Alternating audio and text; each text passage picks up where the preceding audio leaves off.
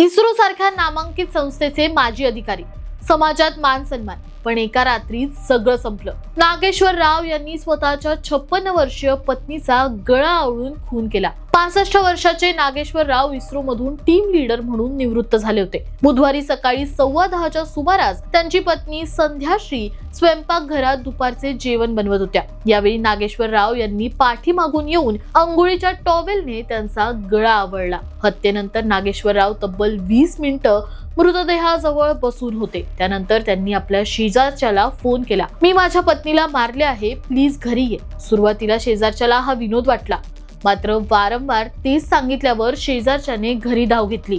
तुम्हाला वाटेल हे भांडणामुळे झालं असेल, पण नाही. नागेश्वर राव हे गेल्या काही काळापासून मानसिक तणावाखाली होते. त्यांच्यावर उपचारही सुरू होते. मी अजून 3-4 वर्षांपेक्षा जास्त जगणार नाही. मग माझ्या पश्चात माझ्या पत्नीचा सांभाळ कोण करेल? आमचे जवळचे नातेवाईकही शहरात नाहीत. अशा विचारातून त्यांनी आधी पत्नीला मारण्याचा आणि नंतर आत्महत्या करण्याचा निर्णय घेतला होता. मात्र पत्नीच्या मृत्यूनंतर ते घाबरले आणि त्यांनी आत्महत्येचा विचार सोडून दिला. तुम्हाला या मानसिक नैराश्याच्या वाढत्या घटनांबद्दल काय वाटतं? कमेंट्स मध्ये नक्की सांगा आणि अशाच महत्त्वाच्या बातम्यांसाठी सबस्क्राईब करा जबरी खबरी.